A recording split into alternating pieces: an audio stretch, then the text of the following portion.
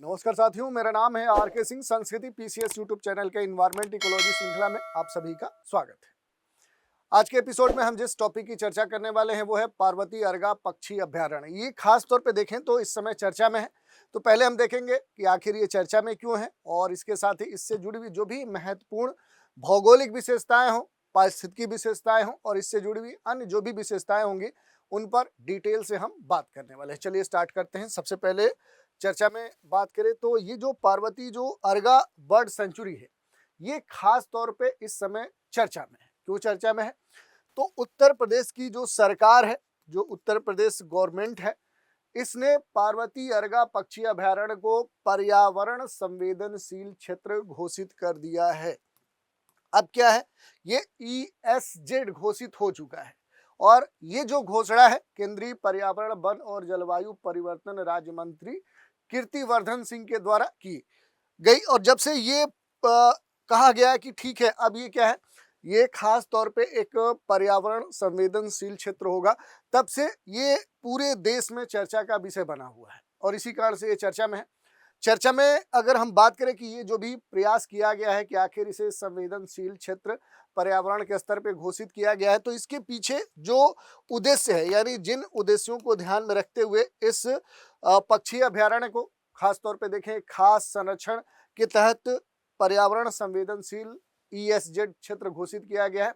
इसके पीछे जो उद्देश्य है, इसमें आप देखेंगे तो सबसे जो महत्वपूर्ण उद्देश्य है वो क्या है, इसमें जैव विविधता की जो संरक्षण या उसकी जो सुरक्षा है वो करना सबसे अहम विषय है।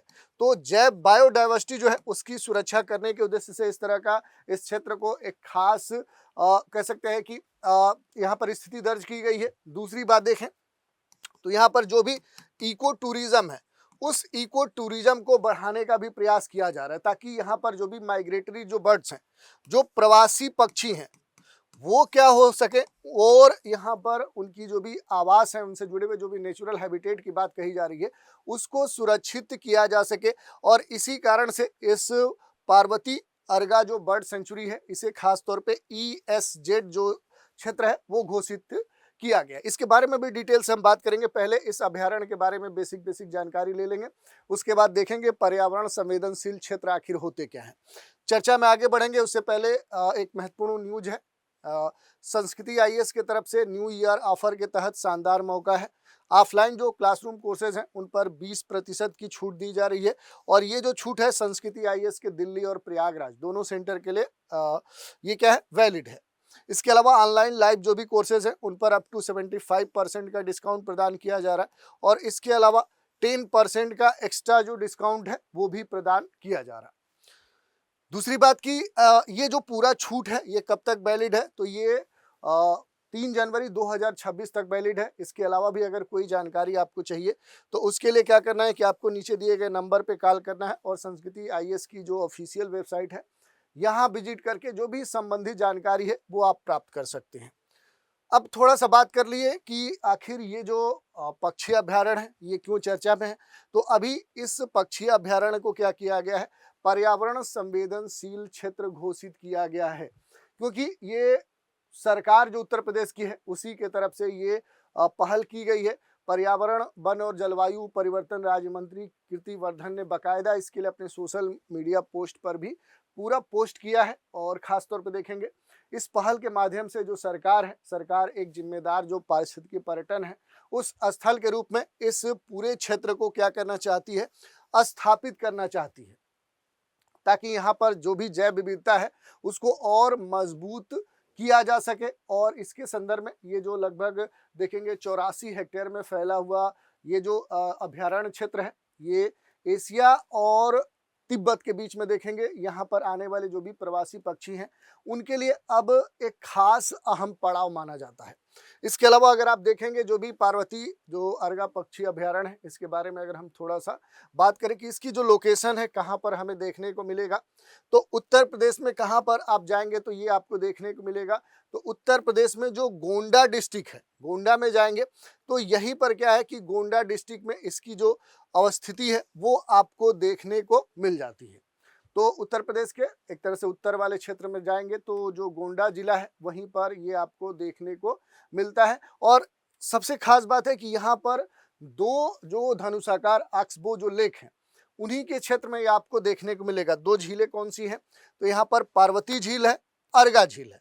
ऑक्सबो लेक क्या होता है कि जब नदी आगे बढ़ती है तो पीछे छोड़ते हुए जो एक तरह से अवसाद टाइप से जो झील बनती है इस तरह से, तो ये इस तरह का क्या है कि ऑक्सबो, जिसे छाड़न झील भी बोलते हैं, गोखुर झील भी बोलते हैं, तो इसी तरह की दो जो झीलें हैं उन्हीं के क्षेत्र में ये प्राकृतिक रूप से अवस्थित है। और यहाँ पर खास तौर पर देखेंगे फ्रेश वाटर एक तरह से वेटलैंड क्षेत्र भी है, और ये पूरा जो क्षेत्र है एक बड़े क्षेत्र में फैला हुआ है गोंडा में, और इस कारण से देखें तो ये अहम एक अवस्थिति मानी जाती है। इसके अलावा अगर आप देखेंगे कि इसका एक अंतर्राष्ट्रीय महत्व भी है, पार्वती जो अर्गा पक्षी अभ्यारण्य है, तो देखिए ये एक रामसर साइट्स है। ये अभ्यारण्य रामसर जो कन्वेंशन है उसके अंतर्गत नामित है, और अंतर्राष्ट्रीय महत्व की जो भी आर्द्र भूमि से जुड़ा हुआ जो रामसर कन्वेंशन 1971 है, जो ईरान के रामसर शहर में हुआ था, जो कि वेटलैंड संरक्षण हेतु किया गया था, तो उसमें भी क्या है, ये जो साइट्स है ये पहले से शामिल है।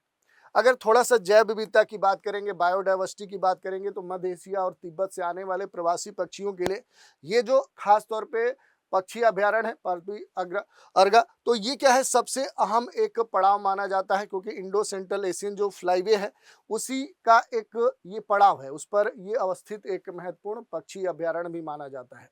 यहाँ पर कई सारे संकटग्रस्त जो प्रजातियां हैं उनके लिए भी ये क्षेत्र अहम हो जाता है, जिसमें आप देखिए सफेद पुच्छ जो गिद्ध है, जो कि क्रिटिकली इंडेंजर्ड आईयूसीएन की श्रेणी में शामिल है।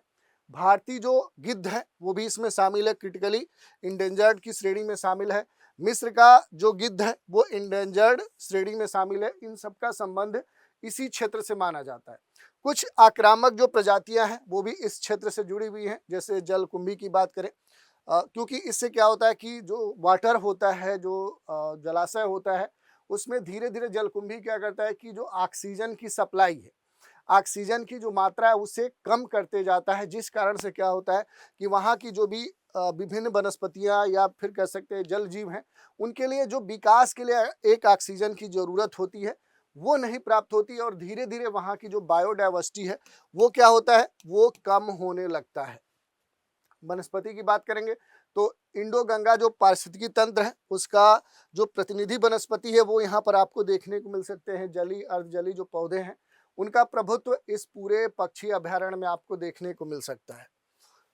दूसरी तरफ देखिए कि यहाँ पर खास तौर पर इसे पर्यावरण संवेदनशील जो क्षेत्र है वो घोषित किया गया है, इको सेंसिटिव जोन इसे घोषित किया गया है। और खास तौर पे इसकी अगर बात करें तो पारिस्थितिकी रूप से जो भी नाजुक क्षेत्र होते हैं उस रूप में भी इसे जाना जाता है। और ये संरक्षित जो भी क्षेत्र हैं, राष्ट्रीय जो उद्यान है, जो नेशनल पार्क होते हैं, वन्य जीव जो अभ्यारण्य है, उसके आसपास के वे क्षेत्र होते हैं जिन्हें केंद्रीय पर्यावरण वन और जलवायु परिवर्तन जो मंत्रालय है उसके द्वारा क्या किया जाता है, इन्हें अधिसूचित किया जाता है, इन्हें विनियमित किया जाता है।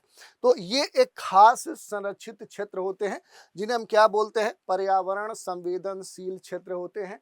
और ये जो संरक्षित क्षेत्र हैं किसी राष्ट्रीय उद्यान, किसी नेशनल पार्क या फिर इसके अलावा आप देखेंगे कोई भी यहाँ पर वन्य जीव जो कह सकते हैं कि अभ्यारण्य है उसके आसपास के ये क्षेत्र होते हैं, जिन्हें क्या करता है कि जो पर्यावरण अपने देश का वन और जलवायु परिवर्तन जो मंत्रालय है वो इसे अधिसूचित करता है। और क्यों करता है, इसके पीछे अगर हम उद्देश्यों की बात करें तो इसके पीछे कई सारे उद्देश्य हैं कि इस तरह का इको सेंसिटिव जोन घोषित करने के पीछे आखिर मंत्रालय का मोटो क्या होता है। तो कई सारे मोटो होते हैं, जैसे शॉक एब्जॉर्बर जोन का ये काम करता है, क्योंकि जो मानव गतिविधियां हैं उनके प्रभाव को ये क्या करने लगता है, ये एक तरह से शॉक कर लगता है, एक तरह से कह सकते हैं उन्हें एब्जॉर्ब करने लगता है। दूसरी तरफ से देखेंगे जो भी एक तरह से ट्रांजिशन जोन है, क्योंकि उच्च संरक्षण और नियमित जो उपयोग है उस पर ये बल देता है, तो इस कारण से ये क्षेत्र घोषित किया जाता है। सस्टेनेबल डेवलपमेंट के दृष्टिकोण से देखेंगे तो ये सबसे अहम हो जाता है, क्योंकि यहाँ पर जो भी इको फ्रेंडली जो आजीविका है वो प्राप्त होती है। और इसी कारण से देखें तो ESZ की जो सीमा होती है, सामान्य रूप से जो भी संरक्षित क्षेत्र हैं उन्हें 10 किलोमीटर के रेंज तक एक तरह से उनका विस्तार होता है। क्षेत्र विशेष परिस्थितियों पर भी ये निर्भर करता है। तो ये जो सीमा है, अगर जनरल स्तर पे आप देखेंगे तो इसका जो रेंज होता है वो 10 किलोमीटर होता है, लेकिन ये क्या होता है कि किसी भी क्षेत्र की विशेष परिस्थितियों पर भी क्या करता है, ये डिपेंड करता है। तो ये भी ध्यान देने वाली बात है। और जो भी इको सेंसिटिव जो एरियाज हैं खासतौर पे भारत के संदर्भ में, उनको अगर आप देखना चाहेंगे तो देख सकते हैं। इधर ओखला बर्ड सेंचुरी नोएडा वाला है, इधर देखेंगे सुल्तानपुर नेशनल बर्ड जो सेंचुरी हरियाणा वाला है। इसके अलावा आप देखें तो इधर सुंदरबन वेस्ट बंगाल है, और वेस्टर्न घाट जो महाराष्ट्र वाला क्षेत्र है। इधर आप देखेंगे हरियाणा में करनाल जो बर्ड सेंचुरी है। और फिर इधर आप देखेंगे कि कर्नाटका में जाएंगे तो बांदीपुर नेशनल जो पार्क है, टाइगर रिजर्व है। और इधर महाराष्ट्र में भी देख सकते हैं वेस्टर्न घाट वाला पूरा क्षेत्र है। और आंध्र प्रदेश में जाएंगे तो यहाँ पर पुलिकट जो बर्ड सेंचुरी है, ये भी इको सेंसिटिव जोन में आता है।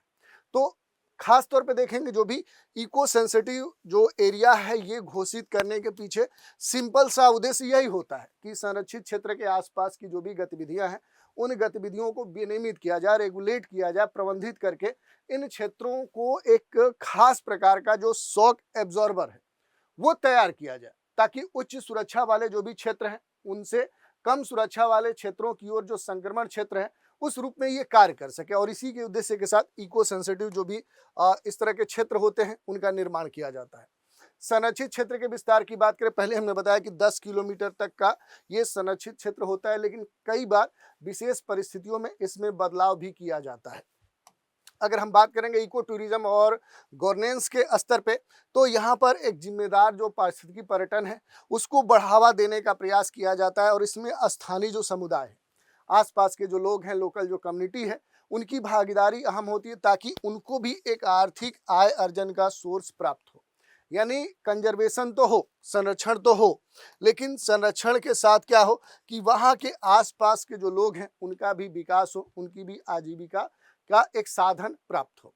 और इसके तहत देखेंगे तो जो भी इस तरह के इको सेंसिटिव जो जोन होते हैं, यहाँ पर कुछ जो गतिविधियाँ होती हैं वो अलाउड होती हैं, कुछ अलाउड नहीं होती। जैसे देखिए, अगर हम बात करेंगे जो भी निषिद्ध गतिविधियां हैं, जैसे वाणिज्यिक जो खनन है, आरा मिल है, प्रदूषण फैलाने वाले उद्योग हैं जैसे वायु, जल, मिट्टी, ध्वनि आदि से जुड़े हुए प्रमुख जो जल विद्युत परियोजनाएं हैं उनकी स्थापना, लकड़ी के जो भी वाणिज्यिक उपयोग हैं, राष्ट्रीय उद्यान के ऊपर गर्म हवा के जो गुब्बारे जैसी जो पर्यटन गतिविधियां हैं, अपशिष्ट जो पदार्थ हैं या किसी भी ठोस अपशिष्ट का जो निर्वहन है या खतरनाक पदार्थों का जो उत्पादन है, ये सब क्या है, निषिद्ध है।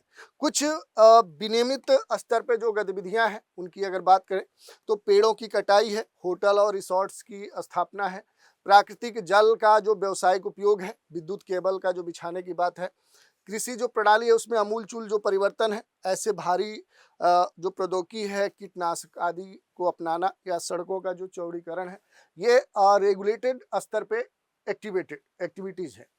अनुमत जो गतिविधियां हैं जिनके लिए कहा गया कि ठीक है ये अलाउड है, तो जो भी कृषि है, बागवानी जो प्रथाएं हैं जो वहां पर पहले से चल रही हैं वो अलाउड है। वर्षा जल संचयन अलाउड है, जैविक खेती, ऑर्गेनिक जो एग्रीकल्चर है, नवीकरणीय जो ऊर्जा स्रोत हैं उनके उपयोग, और सभी जो गतिविधियां जिनके लिए हरित प्रौद्योगिकी को अपनाना या अपनाया गया है वो यहाँ पर अलाउड है। तो ये महत्वपूर्ण हो गया कि कौन सी गतिविधियां इको सेंसिटिव जोन में अलाउड हैं, कौन सी रिस्ट्रिक्टेड हैं और कौन सी कुछ खास मानकों पर अलाउड है। अब हम बात कर ले कि जो भी पर्यावरण संवेदनशील क्षेत्र होते हैं इनका हमारे लिए महत्व क्या होता है। तो ये हमारे लिए काफ़ी महत्वपूर्ण होते हैं, क्योंकि जो भी तेजी से बढ़ता हुआ अर्बनाइजेशन है, जो शहरीकरण है, विकासात्मक जो गतिविधियां उनके प्रभाव को कम करने में, और जो भी संरक्षित क्षेत्र होते हैं उनसे सटे क्षेत्रों के जो पर्यावरण क्षेत्र है उनके स्तर पे इसे संवेदनशील क्षेत्र इसीलिए घोषित किया जाता है कि उनके ऊपर जो प्रभाव पड़ने वाला है उसे ये एब्जॉर्ब कर सके। संरक्षित क्षेत्रों के आसपास जो भी पर्यावरण संवेदनशील क्षेत्र घोषित करने का जो उद्देश्य होता है वो संरक्षित क्षेत्रों के लिए एक प्रकार का शॉक एब्जॉर्बर बनाना। वे उच्च सुरक्षा वाले जो भी क्षेत्र हैं वहां पर कम सुरक्षा वाले जो भी क्षेत्र हैं उन तक जो भी संक्रमण है, संक्रमण के रूप में भी ये क्या है, उस क्षेत्र को कहीं ना कहीं सुरक्षा प्रदान करते हैं। प्राकृतिक जो आवास होता है, जो ESZ है, इन सीटू जो संरक्षण है, जो कंजर्वेशन की बात की जाती है, उसमें भी ये खास तौर पे मदद करते हैं। जो किसी भी लुप्त प्राय जो प्रजाति है उसके प्राकृतिक आवास में संरक्षण से संबंधित होता है। उदाहरण के लिए जैसे असम में काजीरंगा जो राष्ट्रीय उद्यान है, वहां पर एक सिंग वाला जो वन हॉर्न जो गैंडा है उसके संरक्षण में ये महत्वपूर्ण भूमिका निभाते हैं। और पर्यावरण जो संवेदनशील क्षेत्र होते हैं, जो भी इको सेंसिटिव जो जोन्स होते हैं, ये खास तौर पे देखेंगे वनों के क्षरण और खास तौर पे जो मानव वन्य जीव जो संघर्ष है, जो मानवों का और वन्य जीवों के बीच में एक जो संघर्ष है, उसको सबसे महत्वपूर्ण तौर पे कम करते हैं।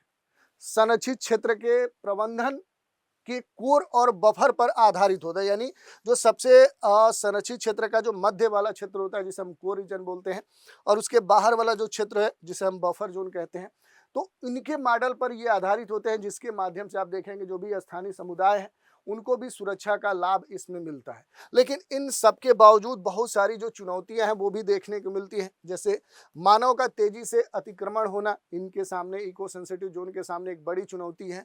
जल कुंभी जैसी आक्रामक जो प्रजातियां हैं, जो कि पहले हमने बताया कि जो भी जलीय क्षेत्र है वहां पर ये क्या करते हैं, जल में जो ऑक्सीजन की मात्रा है उसको घटा देते हैं और इस कारण से जो बायोडाइवर्सिटी है वो कम हो जाती है।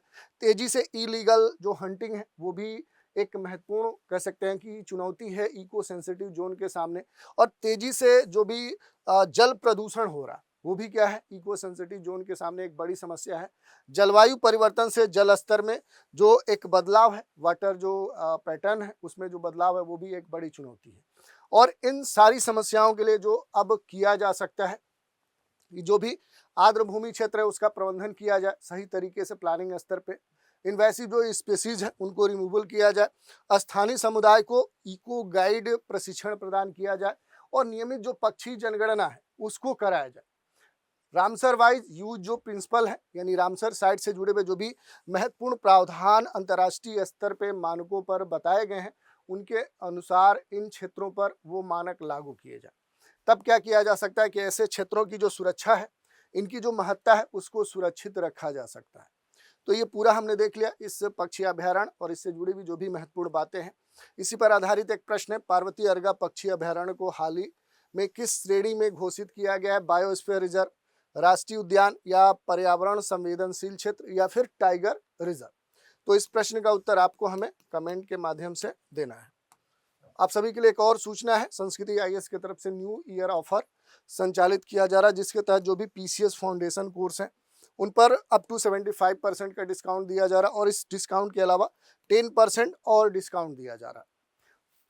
इन सभी कोर्स पर UP PCS, BPSC, MPPSC, RS के जो भी कोर्स हैं उन पर भी ये छूट वैलिड है। छूट कब तक वैलिड है, तो ये 3 जनवरी 2026 तक वैलिड है। इसके अलावा भी कोई जानकारी चाहिए तो नीचे दिए गए जो नंबर है इन पर कॉल करके जानकारी प्राप्त कर सकते हैं, या फिर संस्कृति आईएएस की जो ऑफिशियल वेबसाइट है यहाँ विजिट करके जो भी आपकी क्वेरी है उसका समाधान प्राप्त कर सकते हैं। तो आज के एपिसोड में इतना ही। आप सभी हमारे साथ बने रहें, इसके लिए धन्यवाद।